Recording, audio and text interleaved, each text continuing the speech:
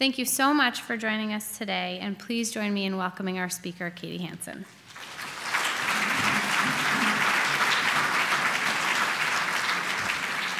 Good morning. Thank you, Kristen, for that lovely introduction, and thank you, all of you, for being here today.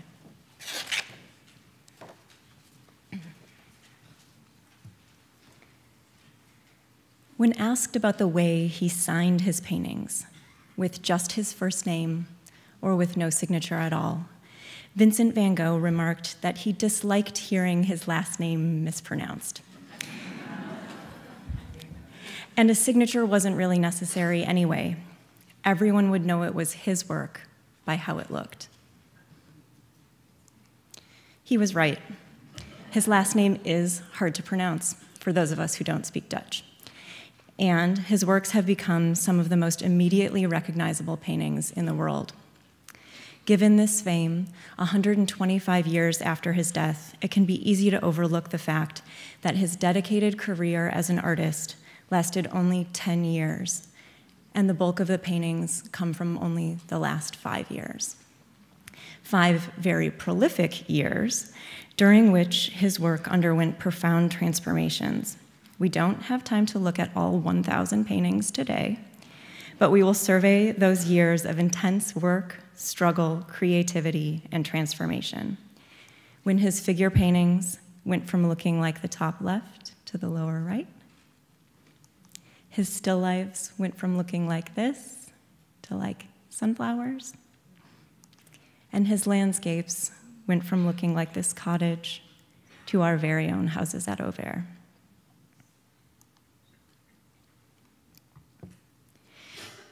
Vincent van Gogh didn't devote himself to a career as an artist until 1880.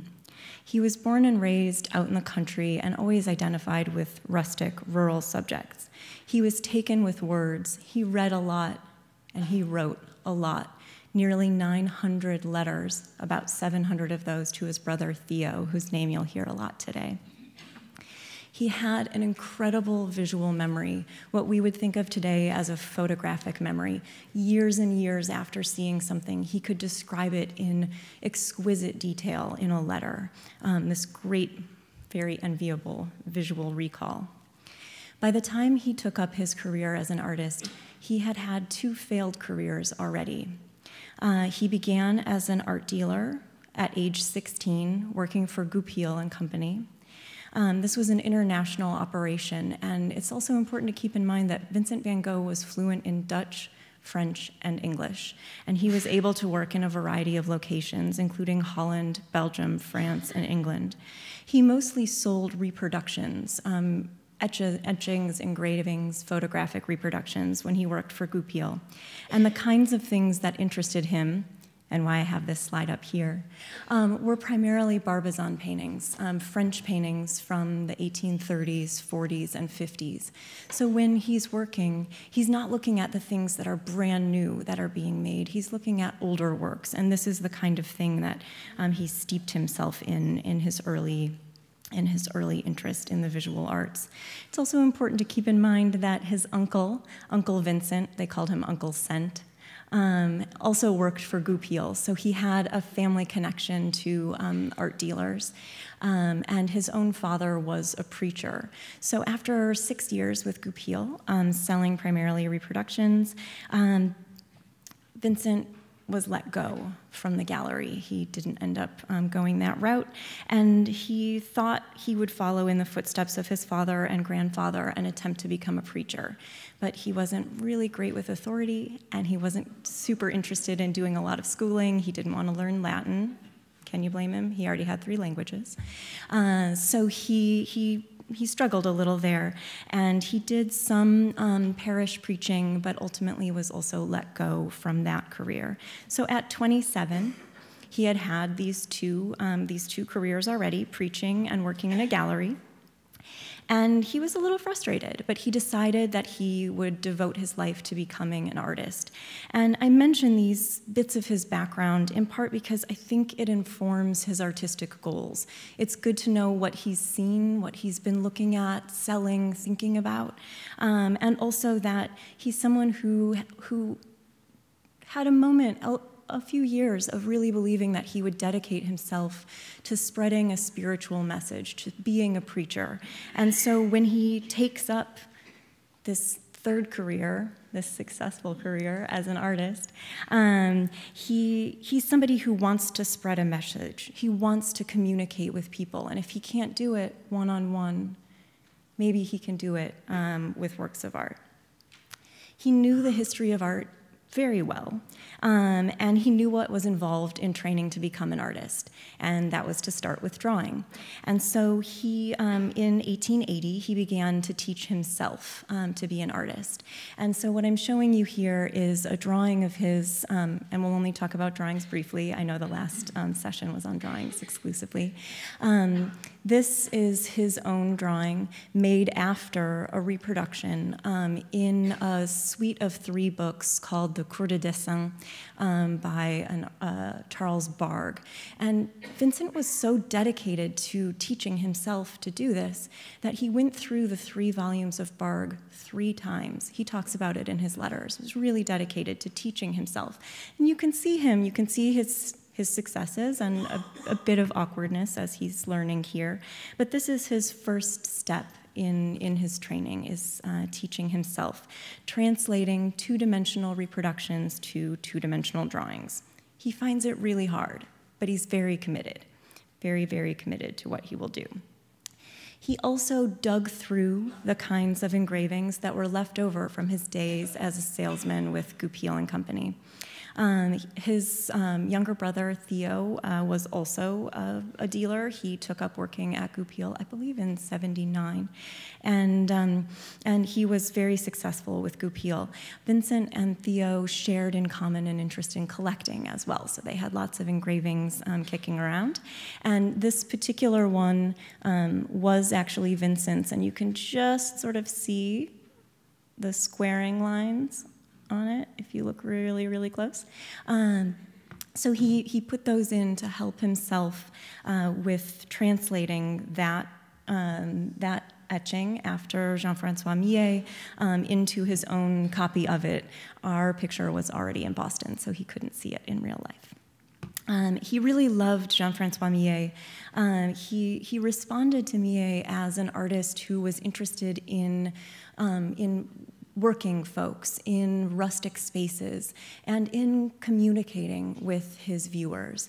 So for as many interpretations as there are of Jean-Francois Millet's The Sower, the one that Vincent knew, the one he talked about, was the parable of the sower. So for someone who's just had a brief stint as a preacher himself, this story, this idea of Christ as a sower, spreading the word of God, right, sowing the seeds, that some would fall on fertile soil and grow, and others would fall on soil that was too hard-packed to take them and would be eaten by birds. So this sort of notion of the rustic rural life as being imbued with potential deep meaning was something that really spoke to Vincent van Gogh. And he always thought of himself as a rustic rural person himself, and identified with that. City life was not really his bag. The next step that he needed to take was to go from doing 2-dimensional to 2-dimensional to doing 3-dimensional to 2-dimensional, so drawing from people rather than drawing from prints. What I'm showing you here are 2 drawings that I think are familiar from the last session when Helen spoke about drawings. The drawing of the nude woman, which he labeled Sorrow in English, and then beneath it appended an inscription from Jules Michelet in French. Keep in mind, Dutch is his first language. This guy's awesome. So this unidealized nude, sagging breasts and belly, a posture that's indicative of despair. You can sort of see the wear and tear on this sort of strain in her tendons and her legs. And this kind of bare landscape, the hard rock that she sits on, the gnarled and kind of bent tree behind her, and down by the word sorrow. So again, he's trying to communicate not just in the words he adds to the image, but also in the figure itself, this isolation, this vulnerability. And he looks not just at the kinds of engravings he's been selling, but also he's looking at illustrated periodicals. He thinks he might have a career as an illustrator. He thinks he might have a career just working in black and white. Kind of amazing to think, since we know where he's going to go. So these ambitions as a draftsman, this interest in communicating, this interest in being an illustrator, giving meaning to imagery, really communicating with those who would look. He also is someone who wants to be part of a community. Makes sense if he wants to communicate with images. He wants to be part of a community himself. And so he's trying to find people that he can connect with. When he can't find models to pose for him, he's stuck using just nature around him, which is fine. He'd always loved nature. His sister would recall later that even as a child, he would collect insects and put them in little boxes and label them with their Latin names. He's somebody who's very well educated and also very passionate about the things around him.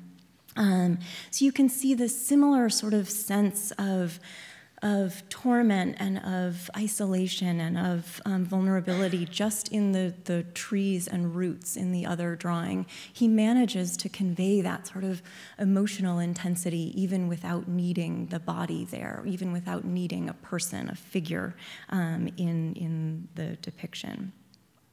He recognizes that he's gotten about as far as he can get on his own and that he's going to need a mentor. So he heads to the Hague, where there is the Hague School of Painting, which is best known for this kind of tonal, misty, kind of rustic rural landscape.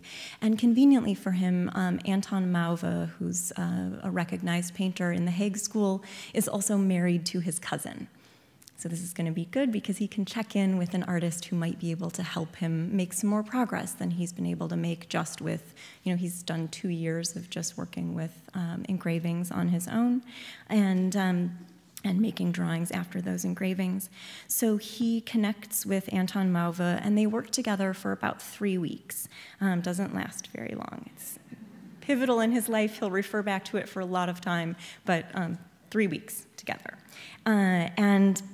So again, this is a sort of an area where they're interested in rustic subjects and in things that are kind of neutral in their tonality. We're not seeing a lot of jazzy color here.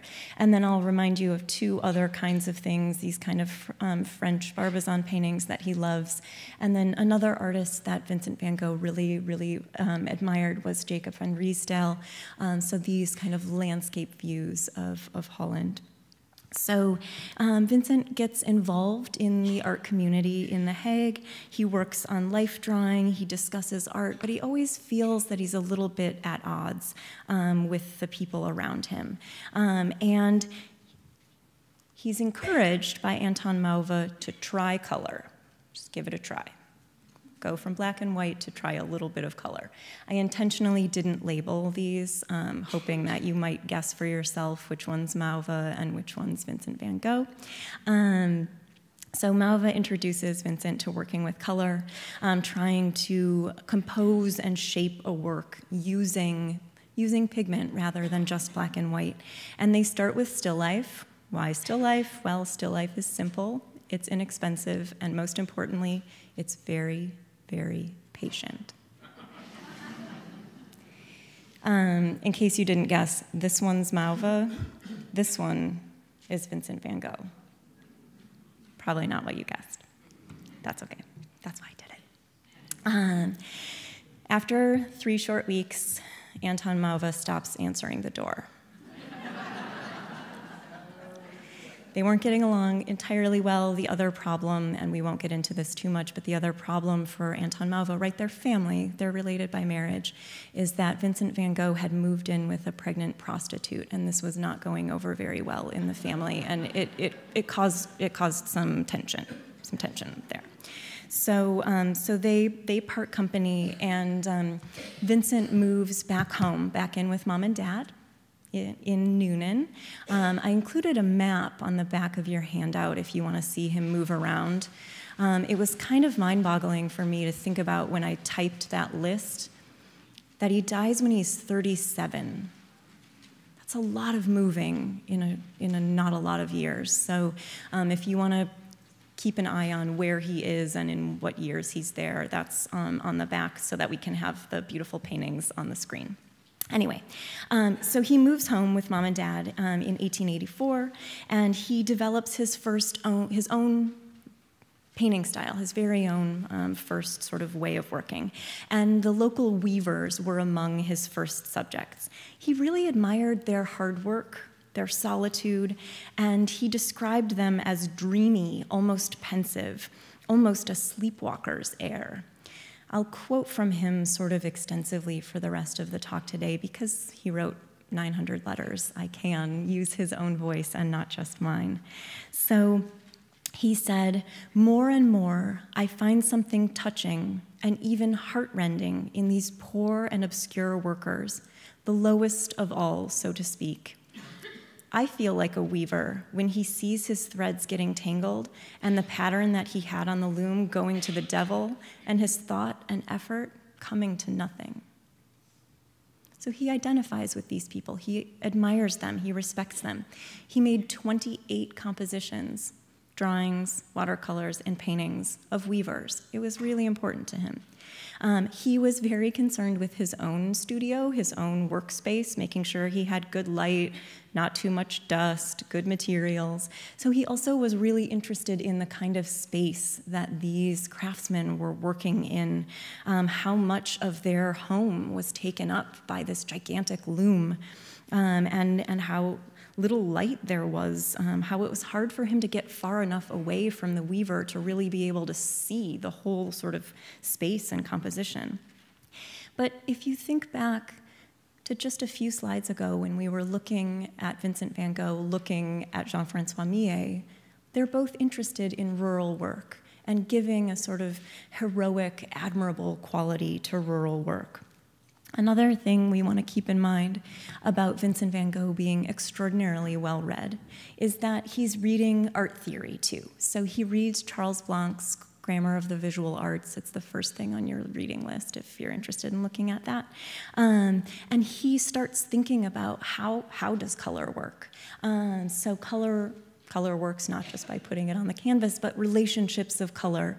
So you'll notice this sort of greeny gray of the interior.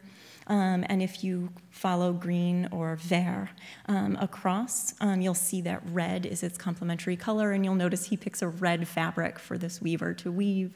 So punching up the composition, complementary colors, when you put them next to each other, make each other brighter, make each other more vibrant. So he's thinking through color theory and how he might start working in that scary, scary realm of color and not just black and white.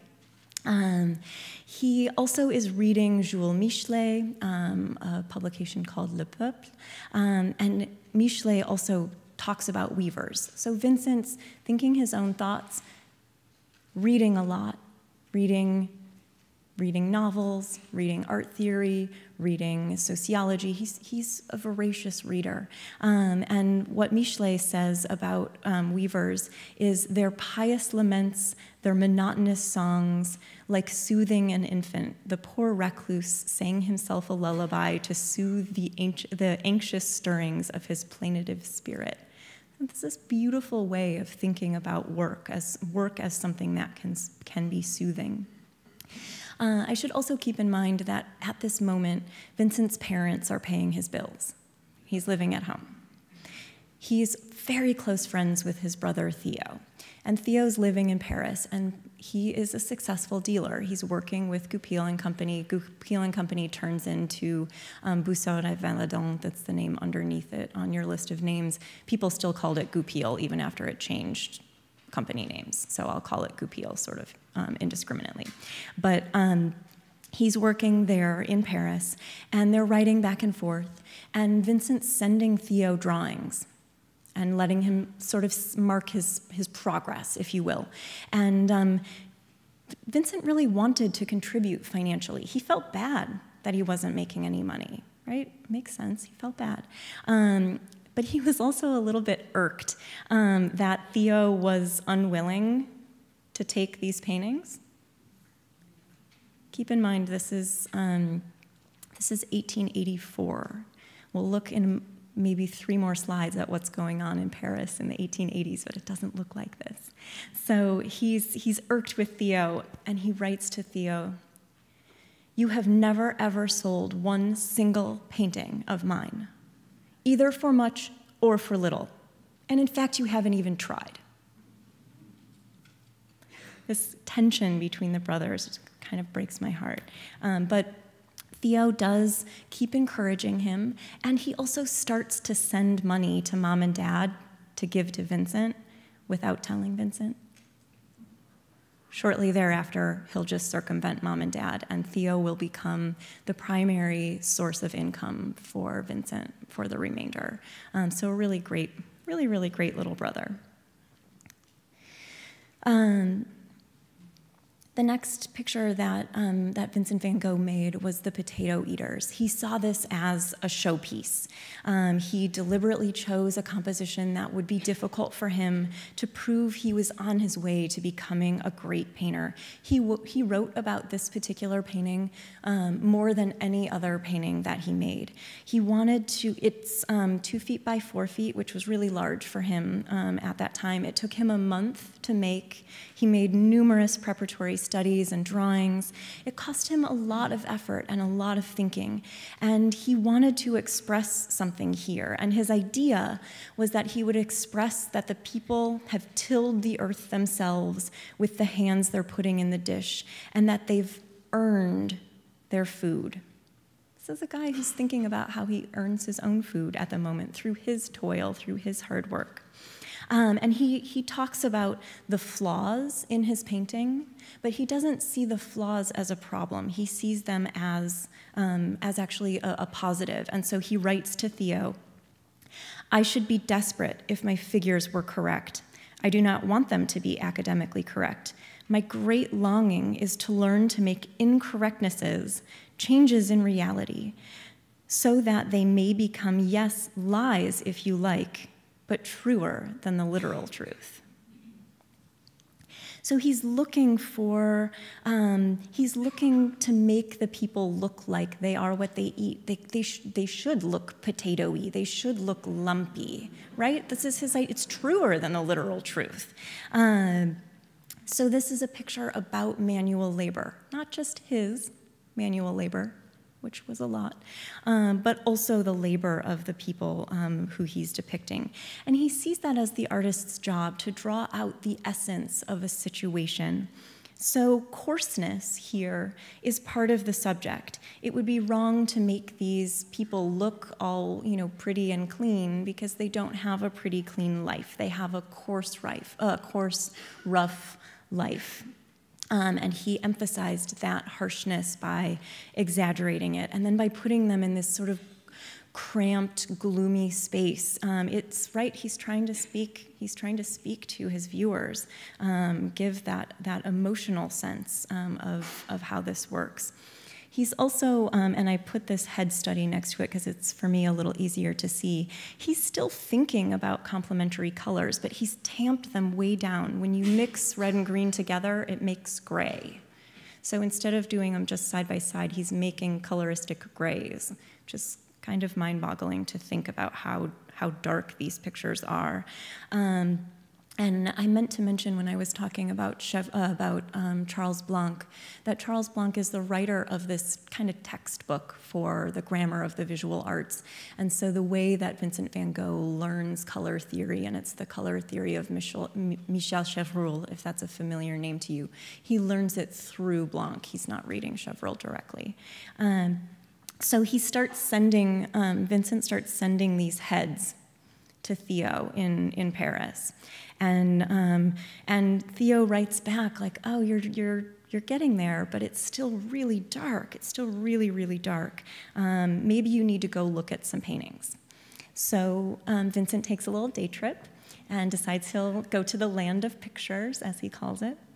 And he's really excited about seeing paintings. And when he sees this particular painting by Frans Hals, he says, "Orange and blue next to each other, the most glorious spectrum, on a ground of gray, judiciously mixed, precisely the uniting just of these two, Let me call them poles of electricity in terms of color, so that they obliterate each other, a white against that gray.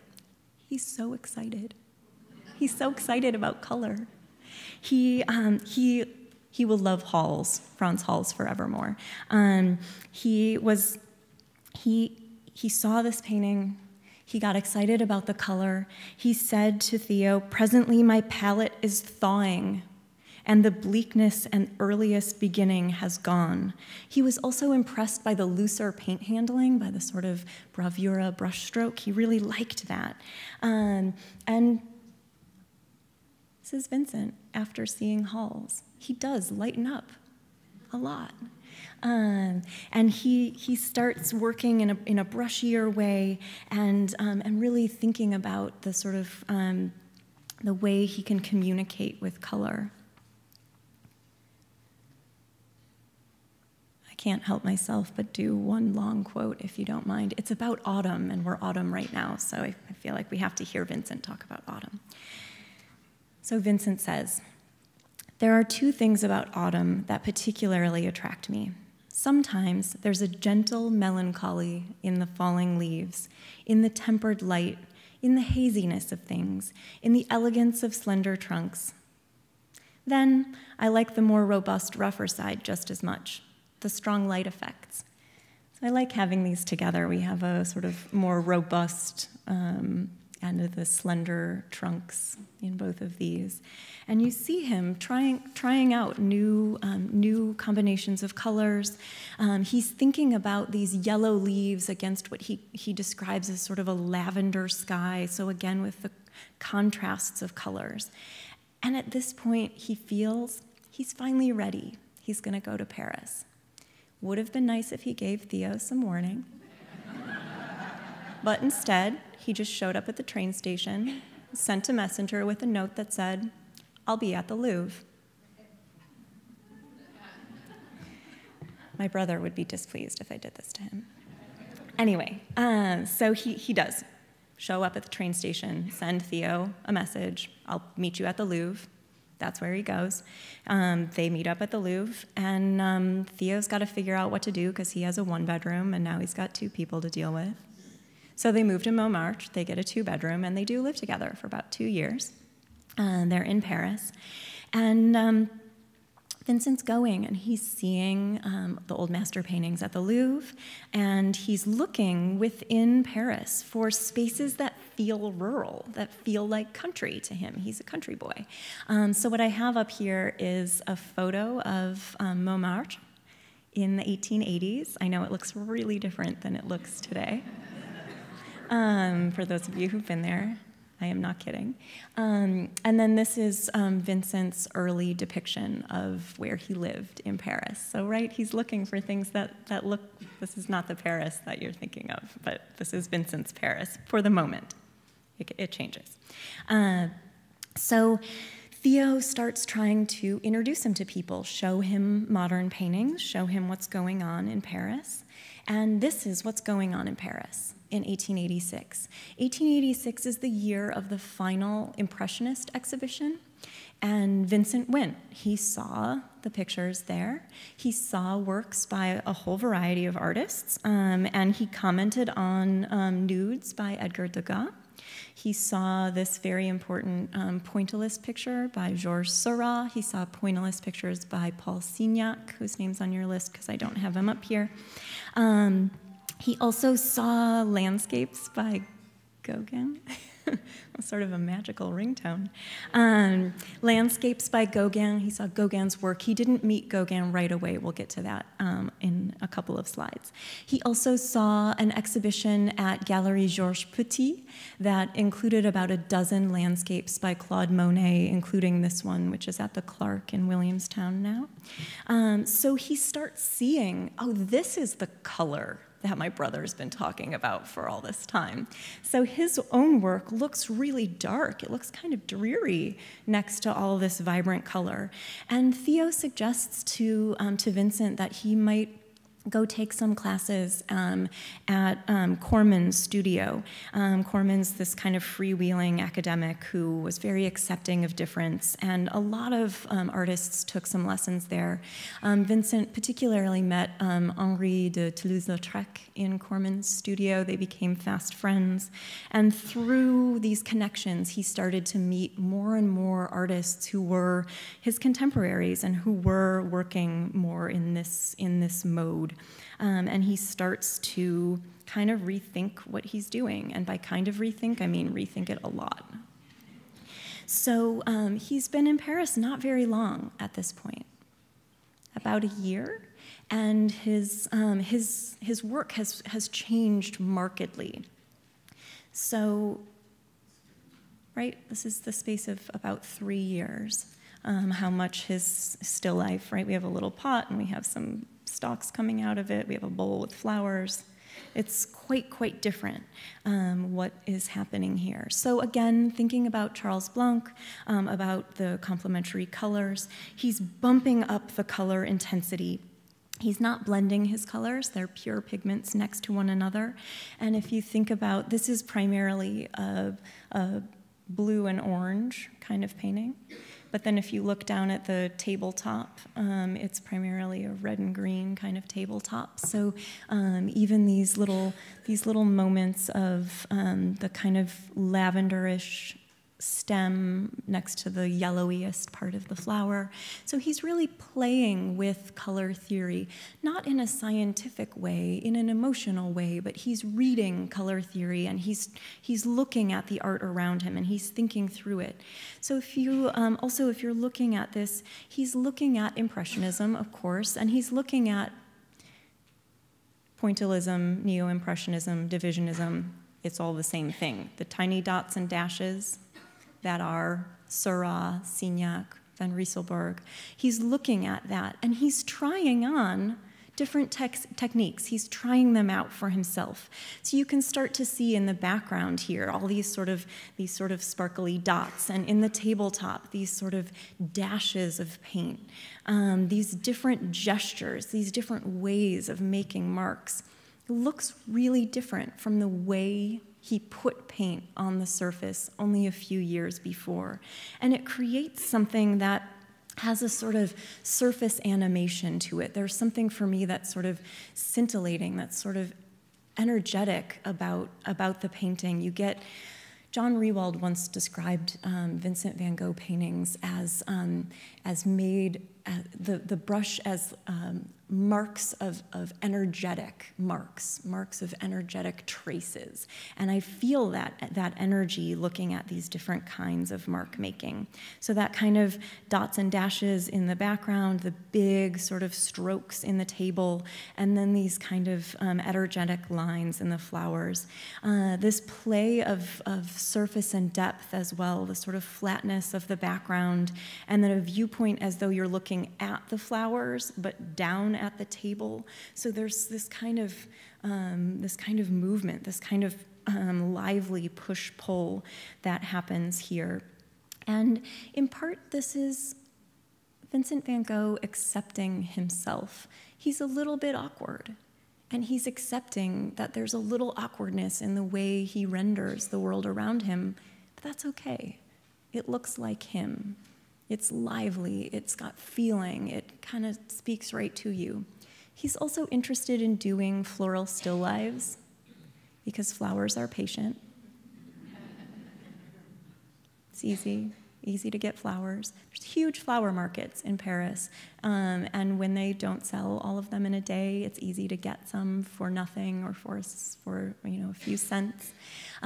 Keep in mind, he comes from Holland, a land of flowers, so it makes him feel a little at home, and he's still thinking about how he's going to contribute to his finances. And still life paintings of flowers, they're pretty palatable, so he's hoping that they might be saleable. Not yet. So this liveliness, this radical change that he's undergone in just a short time by being immersed in this artistic center in Paris. And it's his brother who really helps connect him to the right players to make these moves. So this is his second year in Paris. He's got a circle of friends that starts to widen. And once he has friends, he's able to have models, because his friends will just sit for him, right? So that works out quite well. So Augustina Segatori, who you're looking at here, owned the Café du Tambourin, called the Café du Tambourin, the Tambourine Cafe, because the tabletops were made to look like tambourines, and the seats look like tambourines, so that's what you're seeing there. And this was a favorite artist hangout. So this was somewhere that Vincent van Gogh actually went at the end of the day. Toulouse-Lautrec went there, Émile Bernard went there, Louis Anquetin. So it's like it's a hangout. It seems that Vincent and Augustina might have had a brief little relationship as well. So this is someone he knows super well, and he shows her sitting at a table in the cafe that she herself owns. And what he's doing is actually a really sort of modern, on-trend way of representing someone in their characteristic setting, doing the thing that they do. So he's telling us not just what she looks like, but what she's about as well. So she's 2 beers in, which we can tell because she has 2 saucers under her beer mug, smoking a cigarette, hanging out, probably talking. She looks a little tired to me. This is not appropriate behavior for respectable ladies, but for artistic, liberated types like herself. So he's telling us about her. And this blending of scenes from everyday life with portraiture was a thing that was really important in the 1870s and 1880s. It's a thing that Edgar Degas does. The Impressionists all are interested in this, and Vincent van Gogh's picking it up for himself, taking it in his way.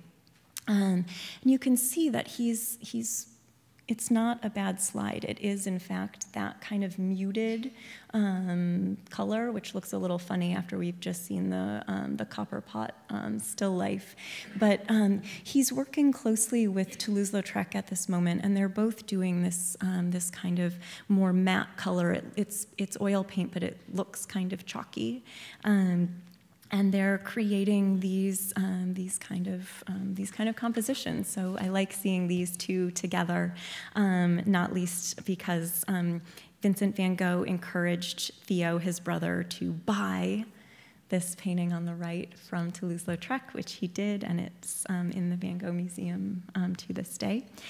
So this kind of popular subject of woman at table doing things that women in this moment did, whether it's putting rice powder on their face to have a fashionable pale complexion, or smoking and drinking, as the case may be here and here. And this kind of connection with the avant-garde is something that that Vincent picks up in Paris, and he will maintain these connections, these friendships, by letters when he leaves Paris. And there's this particular, well, to show you how friendly they were, this is Toulouse-Lautrec depicting Vincent van Gogh actually in this same cafe, sitting together. He's having absinthe in this cage, which was a problem for Vincent about living in the city. He described himself as nearly an alcoholic by the time he left Paris. It was not a good, it was not good for his nerves, it wasn't good for his health, and he recognized that. So part of his choice to leave Paris and go to Arles was that he recognized that city life wasn't for him, right? And so the other thing that I love about this particular portrait is that it tells us another shared interest among the avant-gardes.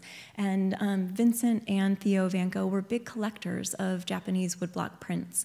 And Vincent van Gogh put on a couple of exhibitions at Café du Tambourin right? Not so dissimilar from what happens now when you go into a coffee shop or a cafe and there's a little exhibition going on in there. Vincent did that when he was in Paris. He exhibited Japanese prints at Café du Tambourin. He exhibited his own paintings there. It was a way of letting others see what he was doing. So he was really plugged in to the art scene while he was in Paris. He was so into Japanese woodblock prints that he sometimes would copy them, the way that he had copied Jean-Francois Millet when he was training himself as an artist. He only had standard size canvases. He didn't have a canvas that was going to be long and narrow like the Japanese print that he wanted to copy, so he just made up these little sidebars to sort of crop in the space. And he referred to himself as like a musician playing a composition written by someone else. So his idea of copying was not, it was not problematic to him in any way. It was a way of trying on a work of art that someone else started. So he thinks in terms of music as well as in terms of color and composition. So these are prints that help him think in different ways. They help him see in different ways. They help him much in the same way that looking at paintings by Signac and Seurat helped him think about dots and dashes, and looking at paintings by Monet helped him think about the sort of bravura brushstroke. Looking at Japanese prints helped him think about bold areas of unmodulated color, helped him think about strong outlines, helped him think about cropping, and he tried those things.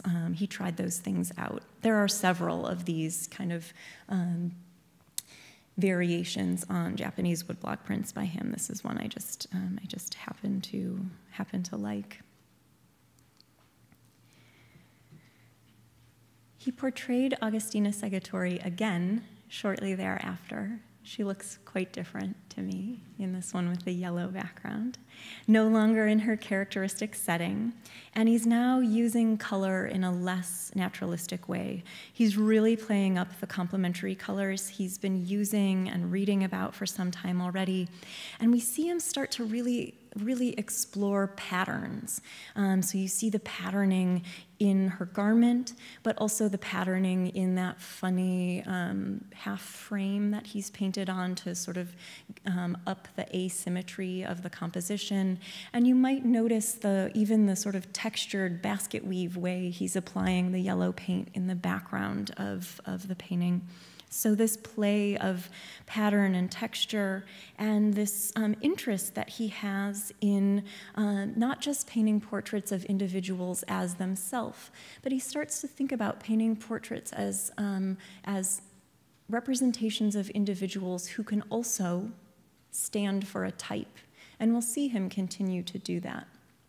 He gets that idea from Frans Hals, but he also gets that idea from looking at Japanese woodblock prints, and he sees these representations of courtesans and actors as individuals, but also as types, as a sort of collection of social types, and he wants to do that as well. So he wants this sort of image, the pose, the clothes, to be a particular person, but also the Italian woman in Paris, right? So he's taking someone he knows and then making a type out of her.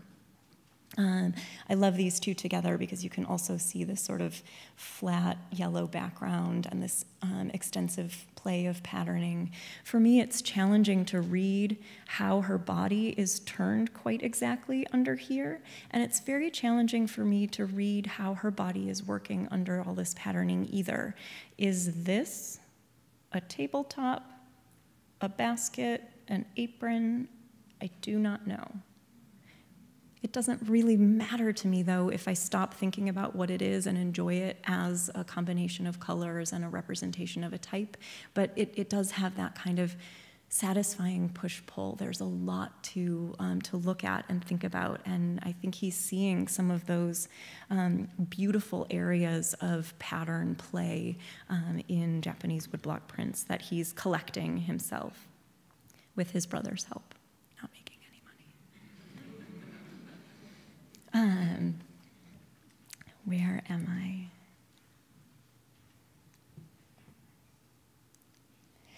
As I mentioned, he also gets this idea from having looked at Frans Hals. He likes Frans Hals' color, he likes the brushwork, and he likes that Frans Hals can sum up everyone in terms of types. So he likes this idea that Hals is capturing not just who is this particular individual, but this guy's a type, this guy's the merry drinker, right? It's the Italian woman, it's the merry drinker, they're part of a same thing. So Frans Hals is doing this for 17th century Dutch culture, where Vincent sees himself doing the same concept, but for his own moment, so for 19th century France, because that's where he lives. So an overview of his contemporary society with characteristic individuals. And he, if we think back, he's interested in illustration when he starts out. He's interested in types. Another character I want to introduce you to, and I'm sorry this is a little small, but is the Pere Tanguy, who was an owner of an art shop in Paris. And he was the guy who sold paints and canvas and things of this nature to Vincent van Gogh. And as I hope you can tell by looking at this portrait of him, they liked each other quite well. So you see this sort of happy, he's kind of jovial. I always feel like I want to talk to him. This is he ran a small paint shop, and he often accepted paintings in exchange for materials. So this is one of the ways that artists who weren't necessarily selling their work directly were able to use their work to make more work. So this particular portrait of Pere Tanguy I also like because he has Japanese woodblock prints all behind him. Vincent painted him 3 separate times, and this particular portrait of him was one that the sitter kept throughout his life. So it was clearly something he identified with. I also wanted to mention Pere Tanguy because when Vincent left Paris, which is soon, he'll head for Arles, he left a lot of his paintings in Paris, some of them with his brother in their apartment, and some of them with Pere Tanguy in a storage space at the art shop. So this was also a place where artists could see other artists' work. It was possible, even if there wasn't an exhibition on of someone's work, there were these sort of side places where someone might see paintings by an artist that they were interested in. This is also the moment, November of 1887, when Gauguin and Van Gogh meet in person for the first time. And Helen mentioned to me that was a question that people had last week when she was talking about drawings. So they meet in 1887, and Gauguin is interested in meeting the Van Gogh brothers, right? Not just Vincent, but Vincent and Theo, because they're a great connection to the gallery scene. Theo works at Goupil, which is Bussard and Valadon at that point, and he's keeping an upstairs room in that gallery, in the Goupil and Company gallery, for contemporary art. And so Gauguin's hoping to get an in with Theo, and he's also heard about Vincent because Vincent's plugged into the art scene. So they make a time to meet one another. And Vincent proposes a painting swap. So what you're seeing up here is the painting swap that Gauguin and Van Gogh made in 1887, 2 sunflower paintings for 1 painting of Martinique. Gauguin was just back from that first trip. And it's unclear how the paintings were selected. Sometimes Vincent just gave people whatever was at hand. Other times he was more selective. So I try not to read too much into sunflowers. But this is what the 2 of them swapped. And at this time, Theo also purchased 3 paintings from Gauguin, 2 for the shop and 1 for the Van Gogh private collection. So this is a moment also for Vincent, who's not selling at this point, to see Paul Gauguin selling his work and sort of admiring that ability.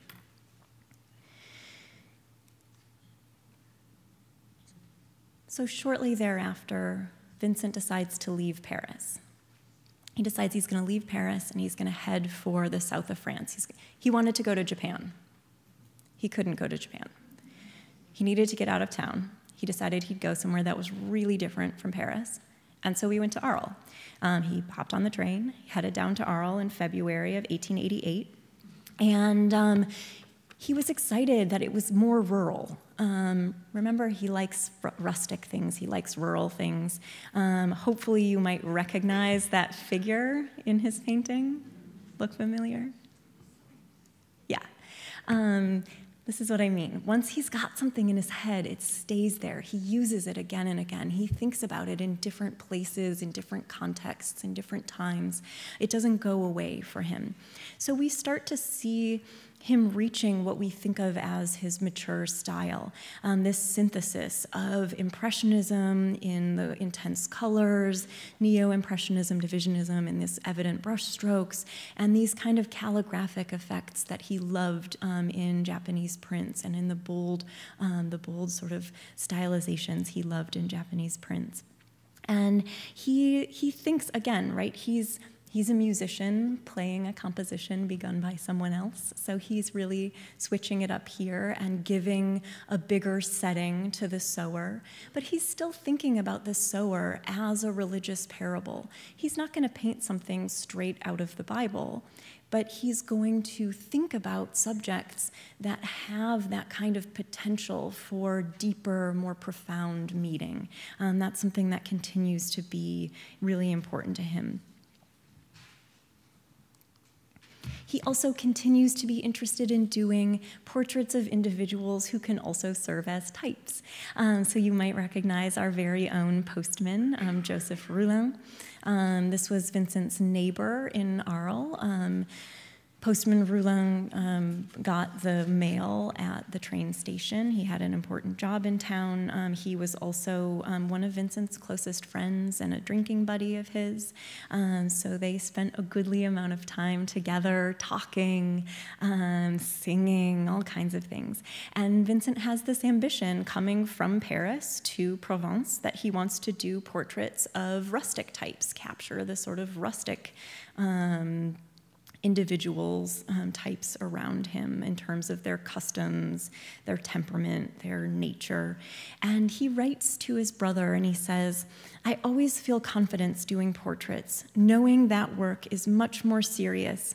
Perhaps that's not the word, but rather is the thing that enables me to cultivate what's best and most serious in me." So Vincent really, he has an ambition here of himself as portrait maker. And he makes this the day after Joseph's wife has just given birth, and so you can sort of see, his sort of puffed up chest. He looks very proud of himself, and Vincent writes about him that way, as being in a fine feather, which I always think is kind of cute.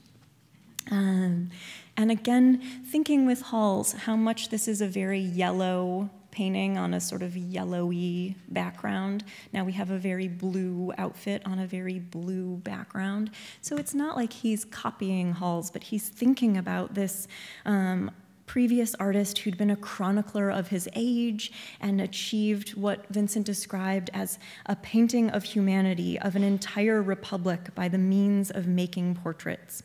And then of thinking of an artist he respects who works in a sort of tonal range within a composition, and he's trying this out for himself.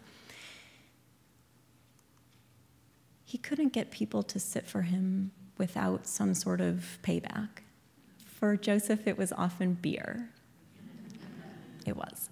But he also made portraits as gifts, and I show you these two because the one on the left was one that Vincent gave to Joseph Roulin as a present, as a thank you present. After, we'll get to Vincent going to the hospital soon, and I better speed up because we're running out of time. You won't mind if I go a teeny bit into our Q&A period, I hope.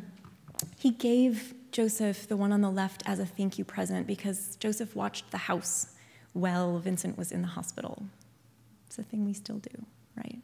And he made this one on the right for Joseph's wife, Joseph Roulin's wife, when the postman had to go to Marseille for a spell for work and the couple was separated. So she had a portrait at home. It's really, he's a sweet guy. He's a thoughtful guy. Anyway.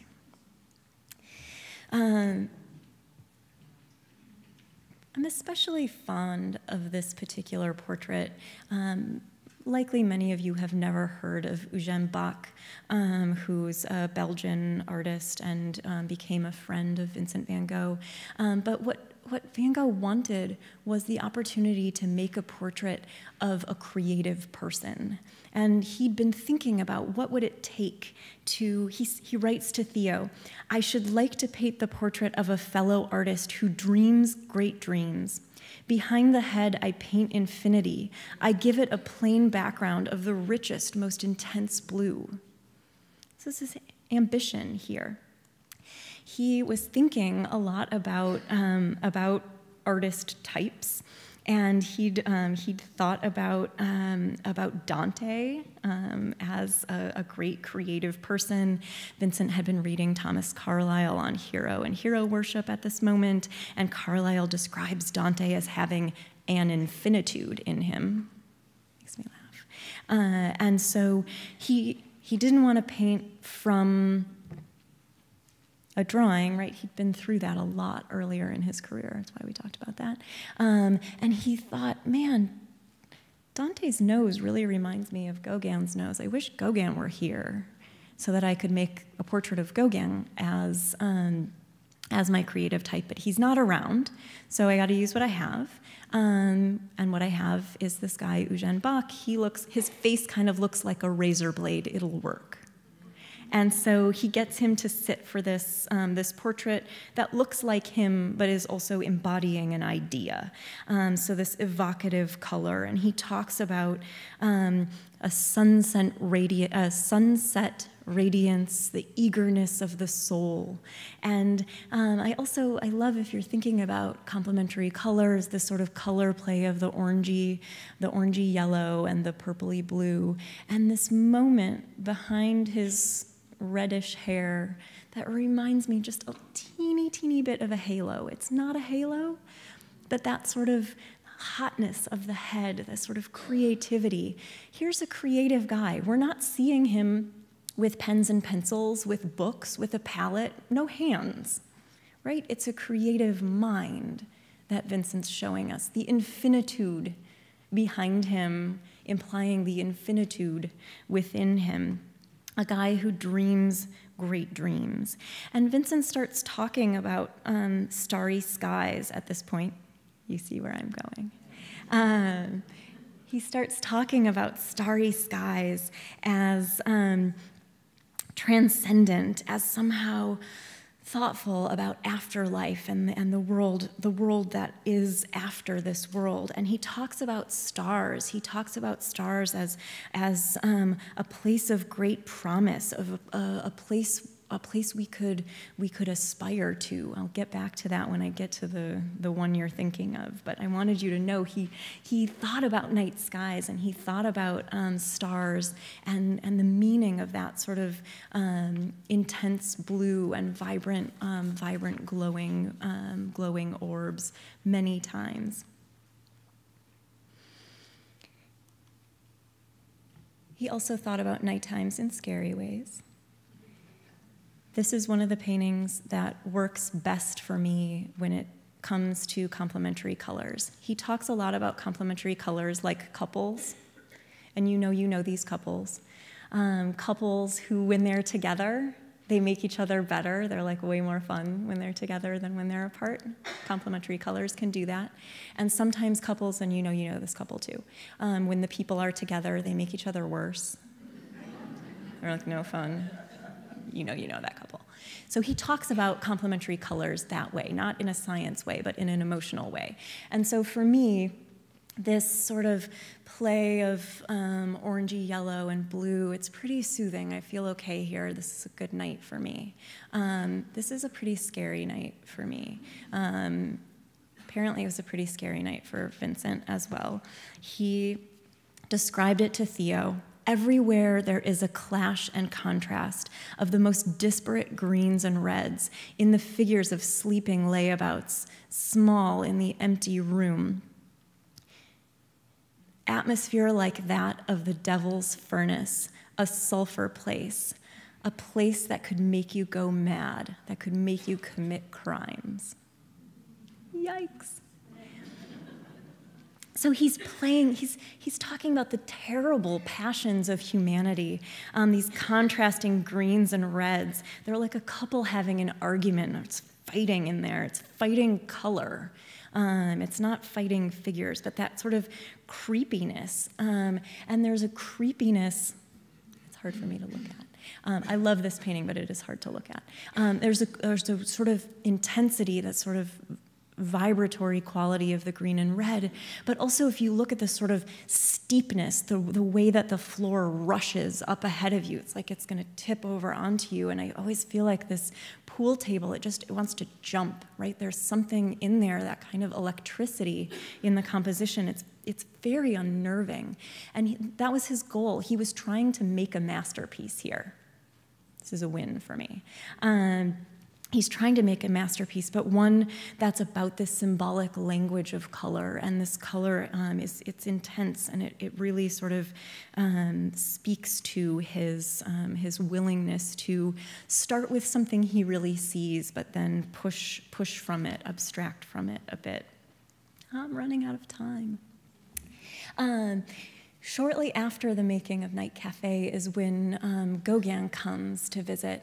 Gauguin had just exhibited this particular painting of Breton women called A Vision After the Sermon in Paris, and gotten lots of sort of critical buzz. So Gauguin's pretty high on life as an artist, and he talks to Theo van Gogh, right, who he wants to ingratiate himself with, because Theo van Gogh is an important dealer.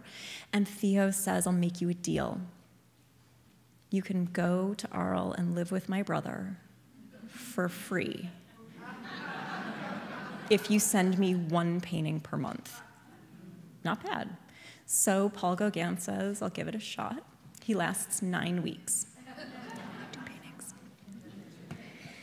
So he goes. As he's about to leave, he and Vincent engage in another painting swap. So this looks quite different than the last trade that they made.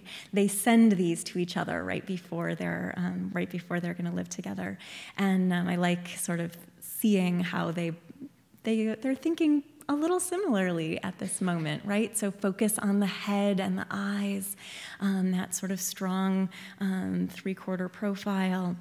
And Gauguin writes about his saying the sort of hot, fiery lava of the artistic soul of his warm red face is against the maidenly wallpaper of one uncorrupted by the forces of academic teaching. And this is why I got into studying the 19th century. They write really fun stuff about their own work, and art criticism's really quite fun in the 19th century.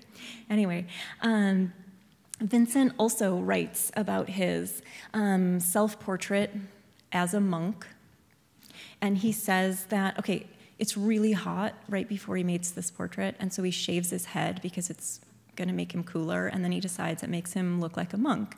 And so he plays up that idea. He's also been reading a lot, which he does. He was reading Pierre Loti's Madame Chrysanthemum, which describes Japanese monks, and he loves Japanese prints, and he looks like a monk, so he starts thinking about himself as an artistic monk. He's also not eating very well because he's spending all of the money that Theo sends him on art materials. And so he's really skinny. You can see how gaunt his face is there. So that's sort of sickly-looking thinness, but then also this sort of swirling radiance behind him. So that sort of, again, this images of inspiration rather than the physical act of painting. And Vincent always thought of a painter as a communicator of important messages, not just someone who pushes paint around on a canvas. He also made a bunch of these to decorate the yellow house where he lived in Arles in anticipation of Paul Gauguin's arrival, to make the house look pretty for his house guest. It was his great wish to have a brotherhood of artists. He wanted Paul Gauguin to come and stay, and he wanted him to tell others to come and stay. He wanted to create a brotherhood of like-minded artists living and working together. Why did he pick sunflowers at this moment? Probably because he had this association of sunflowers with Paul Gauguin already, because they'd made that painting swap before. But he did make these in advance, and then he made them again after Gauguin left. So he painted loads of sunflowers. What did they do together once Paul Gauguin got to Arles? They drank, they went to the brothel, and they made a lot of art. And this particular Pere, I show you, when they had a woman they knew in town come over to their house and pose in their studio one day in November. And this is what each of them made in the space of 1 hour. So Paul Gauguin made the drawing on the left, and Vincent van Gogh made the painting on the right in the space of an hour. Same sitter. You can sort of see, right? One's sitting to one side of her, the other's sitting to the other. And they then each took that 1 hour work and made it into something else. So what you're seeing here is Vincent van Gogh's L'Arlésienne means the woman from Arles, and there's her full name. So again, she's both herself as an individual, but also a type, which is a thing he loves to do. And then you can see Paul Gauguin is taking that drawing and inserting it into a setting that might look familiar, right? So putting her into a local setting and making a night cafe of his very own.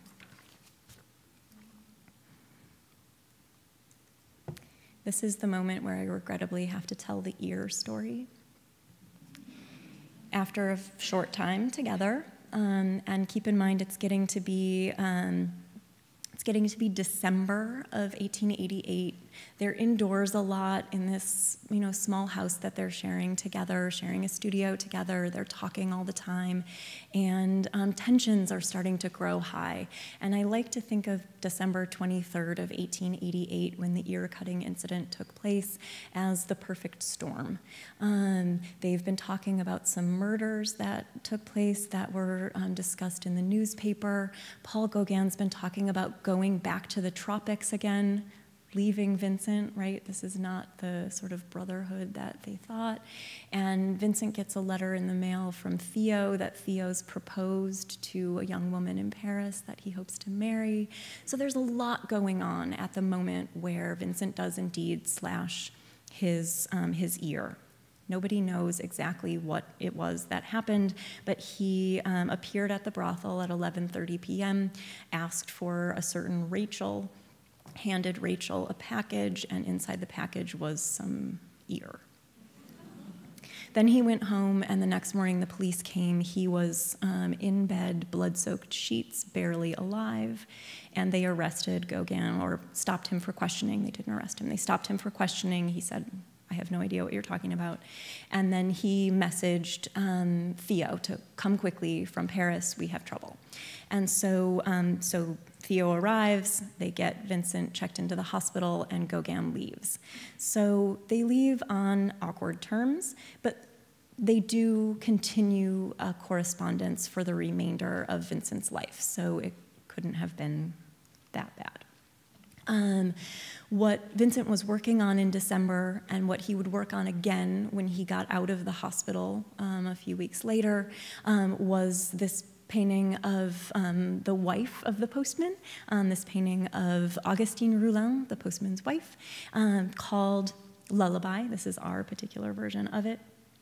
And he writes in January to Theo, and he says, Gogh and I had been talking about Icelandic fishermen and their melancholy isolation, exposed to all the dangers, alone on the sad sea. I've just said to Gogh about that, following these intimate conversations. The idea came to me to paint such a picture that sailors, at once children and martyrs, seeing it in the cabin of the boat, would experience a feeling of being rocked, reminding them of their lullabies. So still, it's someone he knows, it's his neighbor, and it's a type, the type of la berceuse, she who rocks the cradle. For those who aren't familiar, she's holding a rope here. She's just given birth, and her baby's in a cradle at her feet in real life, and she's rocking the cradle with this rope. But Vincent's also thinking about that in terms of what would this mean to someone who doesn't know her? How could this function? How could this be soothing and consoling? And thinking about it as though she's the one rocking the boat when you're at sea, wouldn't that make you feel better, feel like lullabies? He also writes to Theo how great it would be to make it a triptych, and have it between two paintings of sunflowers that would look like candelabra. It's kind of cute and charming. Keenly aware of what time it is. I will wrap this up, I promise. He made 5 of them. Ours is the last of 5. She kept this one, and Gauguin wanted this one, so they're still friends. He lived and worked alone in Arles for a few months at the beginning of 1889, and then he took himself to the asylum, the mental institution at Saint-Remy, and voluntarily committed himself. He was really struggling with hallucinations, with some blackouts, with anxiety, all kinds of problems. He was suffering, and he knew he was suffering, and he checked himself in. His room was right there. This is the asylum at Saint-Remy. This is the landscape around it. I wanted you to know where it is. And when he was lucid, he painted. And he painted many, many things while he was in the asylum for nearly a year. Starry Night, Museum of Modern Art in New York. Painted in June of 1889. He wrote to Theo, "But to look at the stars always makes me dream.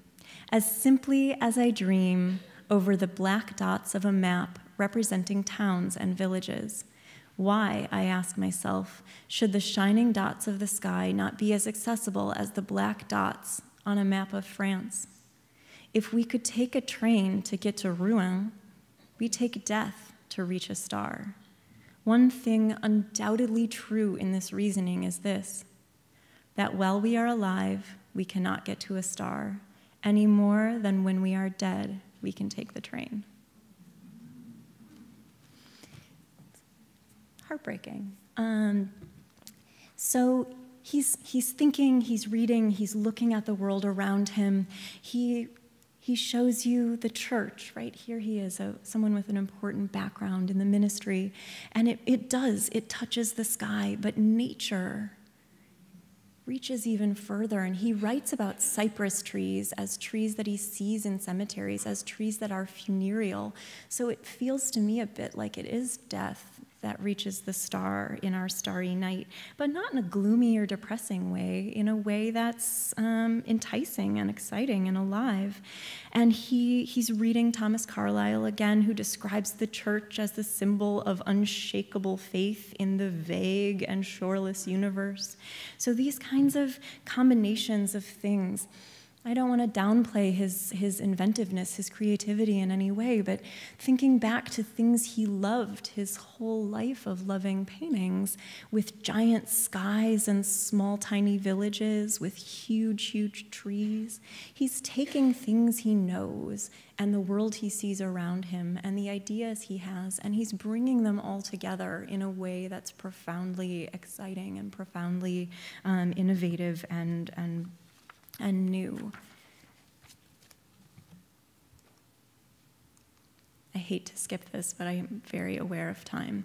So we'll skip ahead a couple of things. He and Paul Gauguin get in a fight about how to make religious paintings, and Van Gogh tells Gauguin that Gauguin's never seen an olive tree and he needs to get out into nature, and if he's going to paint Christ in the Garden of Olives, he better know what an olive tree looks like. It's pretty funny. While he's painting this, our ravine, he receives a letter inviting him to contribute paintings to an important exhibition in Brussels. So while he's working on this painting, which we'll come back to in just a second, he gets a letter and he starts writing and thinking with Theo about how he's going to present himself at this very important exhibition in Brussels of the Société des Vins, the 20. And he's invited and given 4 meters of rail space. So he comes up with a group of pictures he wishes to send to this exhibition. And it's a huge honor. So even though he's been in Arles, his work is still known, and it's not just known in Paris where he is, but it's known in Brussels because the avant-gardes are traveling, they're talking, and he's invited to contribute. Some of the other artists that he's friendly with had really had to fight to be shown with the Les Vins, the 22 X's. And so he's very honored. This was the setup he had in mind. This painting is now lost. And this was what he sent there. And there was some bad criticism when the show opened in Brussels. It opened in, oh my goodness, January of 1890. And Toulouse-Lautrec started a fight with somebody who was saying bad things about Vincent, but it also created some really great critical buzz, some really positive critical buzz. And Vincent showed not just with Les Vins in Brussels, but also a few months later, he contributed 10 paintings to the Salon des Artistes Indépendants in Paris, which was open for 2 months. And there was a published article by a critic called Albert Aurier in 1890 during Vincent's lifetime, praising Vincent as an alchemist, as a man whose creative furnace was hot enough to take boring, mundane reality and make it something precious. Aurier recognized that there was something a little bit unstable about Vincent, but that was part of how he was so sensitive to the world around him. He praised his awkwardness. He praised his naivete. He called him a terrible, maddened genius, often sublime, sometimes grotesque, always near the brink of the pathological. Vincent read the article. He was a little freaked out, but he was also really excited, and he said to his sister, you know, we're all a little neurotic, it's fine. This renders us very sensitive to color and particular, effects of complementary color, contrasts, harmonies. The thing he didn't like about the article was that Albert Aurier called the article Vincent van Gogh the isolated ones. He wanted a brotherhood. He didn't want to be alone. That was what he didn't like about the article. He also feared that maybe Aurier thought he was better than he really was. So he was modest, he was humble. And so this was huge critical buzz. Theo also wrote to Vincent saying, when his works were shown in Paris in April of 1890, Monet thought your work was the best work in the exhibition. Right? Okay. Paul Gauguin also writes about this one to Vincent, makes a little picture of it in the letter so we're all clear about, look at those little stick figures, hilarious. Says to Vincent, in the face of nature, you're the only one who thinks. So great. And asks if he might make a swap with Vincent. Any painting of Vincent's choosing by Gauguin for this as a trade. So that swap continues. All right, with T-4 minutes before I'm out of even Q&A time. We'll take him to Auvers and home, okay? Okay. He checks himself out of the asylum at Saint-Remy. He's tired of being isolated one. And he moves up, but he can't go to Paris. Theo's married, has a new kid. He can't stay in Paris with Theo. And so he moves just outside of Paris to Auvers, and he works with this homeopathic doctor, Paul Gachet, and he lives in Auvers, and Paul Gachet is going to look after him there and help him deal with what Vincent diagnosed himself with a melancholic aversion to life. And they're gonna be together, and they're gonna be a brotherhood. Vincent loved that this guy had red hair. They were both redheads. They were the brotherhood of redheads. It was great. There are so many more things I could tell you about Paul Gachet. So many more things I could tell you about our painting too, like how much he loved these little thatched roofs his whole career and these big skies. But where I think I should end is back where we began. In the last month of his life, he made more than a dozen of what are called these double square, these sort of freeze format paintings. It's debated which was, in fact, the very last one. This is the Lust for Life option. This is the he's looking at Japanese prints and he loves rain option. But the family thinks it was this one of roots, these gnarled and twisted roots, which remind me of where we started today, with his thinking about communicating through nature to the viewer about feelings. So we end sort of where we began, with this sun-filled but tangled and twisted representation. Thank you.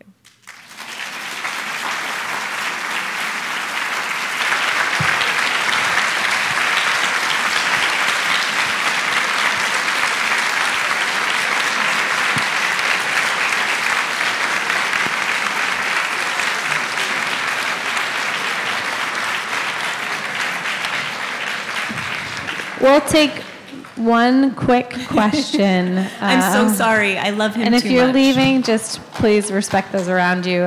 If one person has a dying question. Or you can come talk to me while people are filtering out. That's fine too. There, we'll take.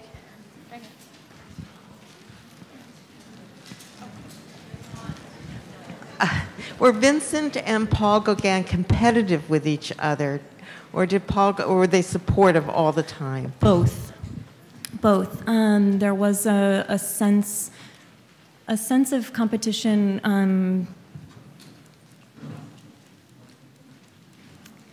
in something like this. Vincent had been trying to represent the garden at Gethsemane for months and months and months, and Gauguin knew that. And so sending a drawing of Christ in the Garden of Olives to Vincent was basically a little jab, like I did your composition. And this is Gauguin's face, but with Vincent's hair color. I mean, they're sparring a little bit, but they're friends. They're sort of urging each other on. And certainly, Vincent positioned himself in the beginning as the disciple, and Gauguin as the leader. And keeping in mind, Gauguin's selling, Vincent's not selling. So there's a degree to which Vincent sort of saw himself as below him. But on the other hand, he was very proficient already as an artist. It wasn't like he couldn't do it without Paul Gauguin. And Paul Gauguin did later sort of spin the story a little bit to make it sound like Vincent didn't come into his own until the two of them connected in Arles. So there's kind of some frenemy stuff going on. Anyone else? Thank you so much, Katie. Thank you all. Have a great day.